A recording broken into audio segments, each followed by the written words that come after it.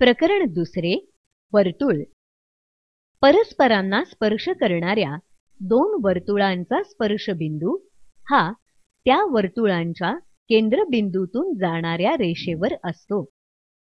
पक्ष बी आणि ए केंद्रबिंदू असलेली दोन वर्तुळे एल या बिंदूमध्ये परस्परांना स्पर्श करतात. साध्य बिंदू एल हा रेषा BA वर आहे. रचना रेषा LR रेषा BA ला लंब काढा.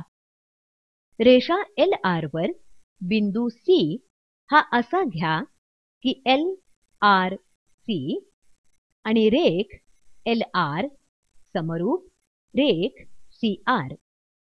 सिद्धता त्रिकोण BRL आणि त्रिकोण BRC मध्ये रेख BR एकरूप रेख BR. सामायिक बाजू कोन BRL एकरूप कोन BRC कारण 90 अंश. रचना रेख LR एकरूप रेख CR.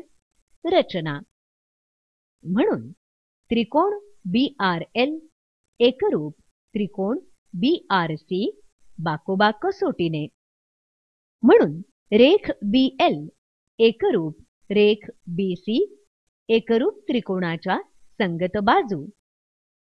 म्हणून BL बरोबर BC. परंतु BL ही केंद्रबिंदू B असलेल्या वर्तुळाची त्रिज्या आहे. म्हणून C हा बिंदू B केंद्रबिंदू असलेल्या वर्तुळावर आहे. त्याचप्रमाणे त्रिकोण ARL एकरूप त्रिकोण ARC. म्हणून AL बरोबर AC. परंतु AL ही A केंद्रबिंदू असलेल्या वर्तुळाची त्रिज्या आहे. म्हणून बिंदू C हा A केंद्र असलेल्या वर्तुळावर आहे.